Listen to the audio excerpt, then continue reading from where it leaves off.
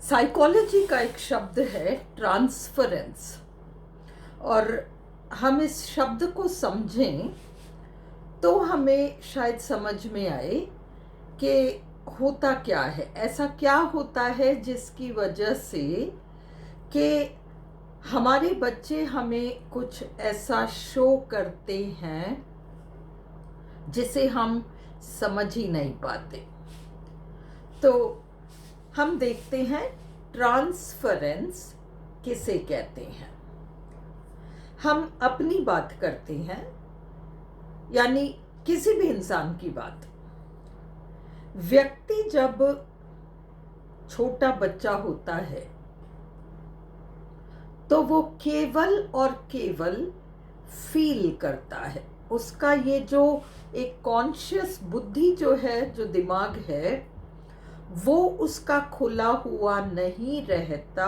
वह केवल और केवल इंस्टिंक्ट पर चलता है। और इंस्टिंक्ट क्या है ये समझने के लिए हमें ये देखना पड़ेगा कि छोटे छोटे जीव जंतु जो होते हैं, जैसे कॉकरोच है, तितलियां हैं, ये जो है इंस्टिंक्ट से चलते हैं। इनके पास विकसित दिमाग नहीं होता, पर ये इंस्टिंक्ट से चलते हैं और इंस्टिंक्ट बहुत पावरफुल होता है। हम में से कईयों को इस बात का अनुभव है, जैसे, और ये तो खैर साइंटिस्ट्स कहते ही हैं, आजकल सभी इस बात को जानते हैं कि छोटे छोटे जीव जंतुओं को, जैसे भूकंप आना है, बाढ़ आना है, यहाँ तक कि बारिश तेज आनी है, हमको नहीं पता चलेगा, परंतु वो छोटे छोटे जीव जंतुओं को पता चल जाता है।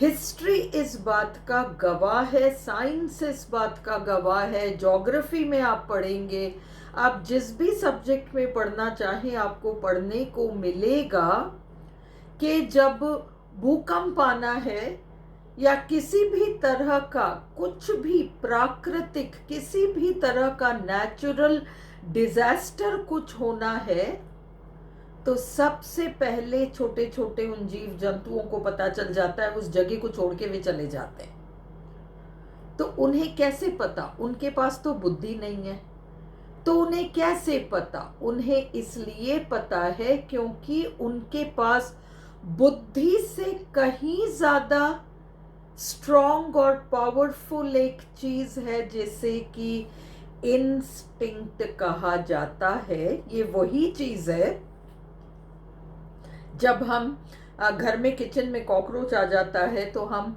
धीरे से दबे पांव उसके पीछे जाते हैं और वो हमारे वहां उसके आसपास पहुंचने से पहले भाग जाता है। तो उसको किसने खबर दी कि खतरा है? इंस्टिंक्ट। उसको इंस्टिंक्टिवली पता चल गया कि किसी तरह का खतरा है। उसी तरह से ये भूकंप और बाढ़ वाली स्थिति में वो छोटे छोटे जो जीव जंतु हैं उनको पहले खबर लग जाती है कि किसी तरह का खतरा है और वे वहां से चले जाया करते हैं। ये इंस्टिंक्ट प्रकृति की देन है।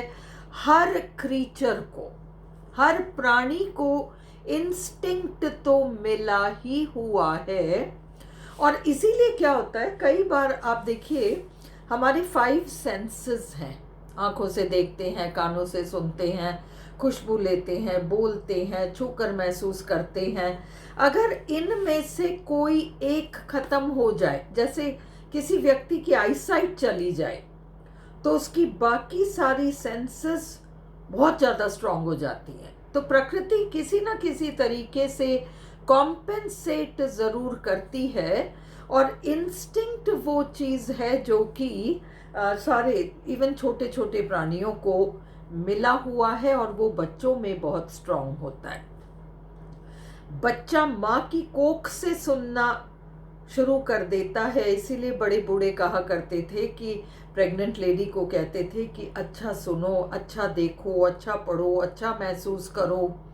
ये सारी शिक्षाएं देते थे। भले ही फिर घर में क्या क्लेश मचता हो, क्या क्या होता हो, वो सब अलग बातें हैं, पर शिक्षा देने के नाम पर तो ये काम होता ही था कि प्रेग्नेंट वुमन को कि तुम अच्छा पढ़ो, अच्छा महसूस करो, खुश रहने की कोशिश करो, बच्चों की अच्छी चीज़ें, इमेजेस, फोटोग्राफ्स, अच्छी अच्छी चीज़ें, आजकल भी ये सब होता है कि बच्चों की पिक्चर्स वगैरह डाल दिए जाते हैं। तो इन चीज़ों को देखो, महसूस करो, अच्छा महसूस करो, क्योंकि माँ की फीलिंग्स के माध्यम से बच्चा ग्रहण करता है, वहीं से उसको सारी इंफॉर्मेशन मिलती है कि लाइफ उसके लिए कैसी होगी। और इसीलिए ये जो लड़का लड़की का फर्क है, लेडी प्रेग्नेंट है और आसपास का माहौल लड़का लड़का लड़का, तो वो इंफॉर्मेशन वो बच्चा 100% लेगा।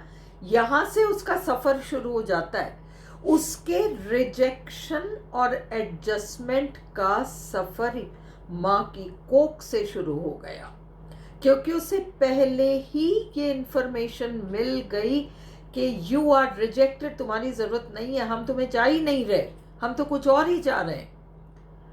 अब मैं ये नहीं कह रही कि हर केस में ऐसा होता ही है, कई घरों में ऐसा होता है कि लड़का लड़की वाला प्रेफरेंस बड़ा स्ट्रांग होता था, और आजकल नहीं हो पाता क्योंकि लड़कियां सुनेंगी नहीं, बहुएं सुनेंगी नहीं। पर हमसे पहले जो जनरेशन थी, उस जनरेशन में तो डेफिनेटली इस तरह की चीज़ें रही हैं जहाँ पर लड़के को प्रेफरेंस दिया हो लड़की के ऊपर। ये अनसुनी बातें नहीं है, कॉमन सी बातें हैं, जस्ट हमारे जनरेशन के साथ की बातें हैं ये। तो वहाँ से बच्चे का सफ़र शुरू हो जाता है। बच्चा जन्म लेता है, उसका कॉन्शियस माइंड डेवलप्ड नहीं है, पर उसकी इंस्टिंक्ट्स सारी काम करती हैं। और बच्चा भले ही दिमाग से कुछ नहीं करता, पर जो भी उसके आसपास चल रहा होता है वो सब अपना छाप इस बच्चे के फीलिंग्स पर डालेंगी, और इन्हें वो बच्चा अपना लेगा।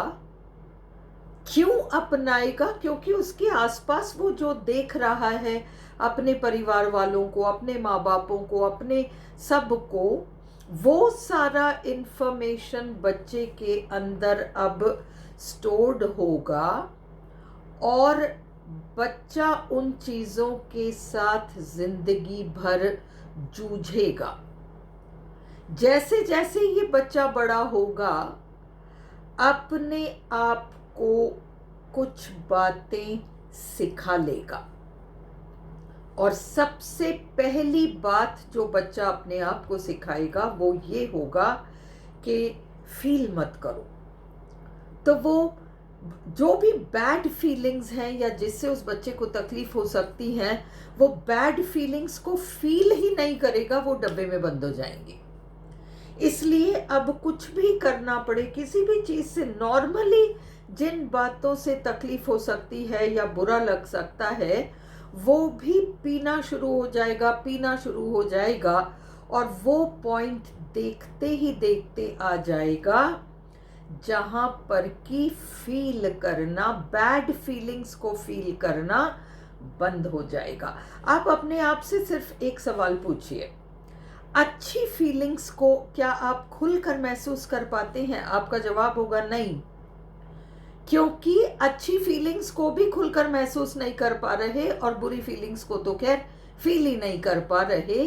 ये काम हो गया, और इसी को इंग्लिश में नंबनेस कहते हैं, सुन्न पड़ जाना। हम हंसते हैं, किसी अच्छी बात पर हंसते हैं, पर वो हंसी यहीं तक है, वो हमारे दिल की गहराइयों तक तो नहीं गई।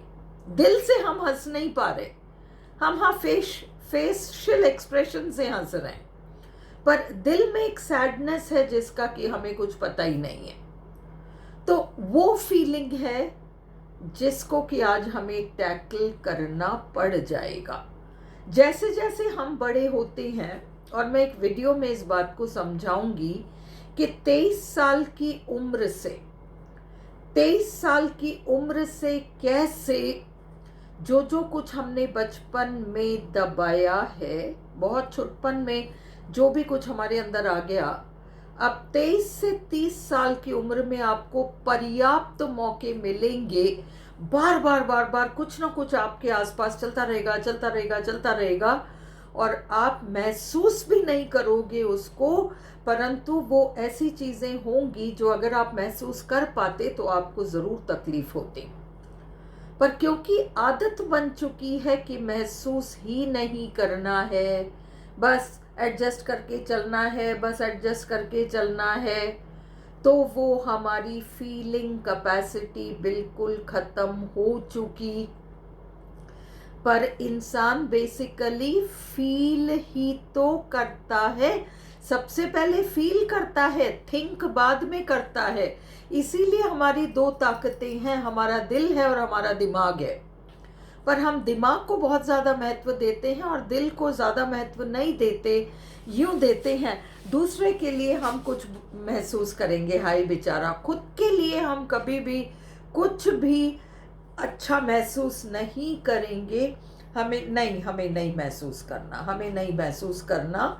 हमने ये पट्टी अपने आप को पड़ा रखी है, और यही कारण बन जाता है बाद की उम्र के बीमारियों का। बड़ी बड़ी बीमारियां जैसे पैरालिसिस है, बैकबोन रिलेटेड प्रॉब्लम्स हैं, सायाटिका है, डिप्रेशन है, ये सारी, डायबिटीज है, एडवांस्ड केसेस ऑफ डायबिटीज, ये सब इन्हीं भावनाओं के सप्रेशन का नतीजा है। और कुदरत ऐसा नहीं चाहेगी कि किसी भी इंसान के साथ ऐसा हो, इसलिए कुदरत पर्याप्त मौके देगी कि तुम इस भावना को देखो, पहचानो, स्वीकार लो कि हाँ मैंने ऐसा महसूस किया, हाँ शायद मैंने ऐसा महसूस किया, मुझे पता नहीं चला, पर मेरा बच्चा मुझे ये दिखा रहा है।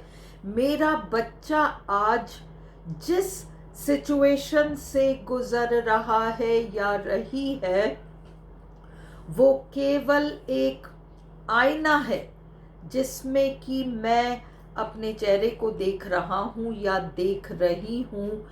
इस बात को समझना बहुत जरूरी है, क्योंकि आपका वह सप्रेस्ड हिस्सा ट्रांसफर होकर अगली पीढ़ी तक चला गया। क्योंकि लाइफ इसी तरह से चलती है कि हम पेन ड्राइव हैं और हमारे अंदर की वो सारी फाइल्स एंड फोल्डर्स आगे से आगे चलती रहेगी। हमारे माँ बापों से हमारे पास आई और हमसे अब नेक्स्ट जनरेशन के पास जाएगी।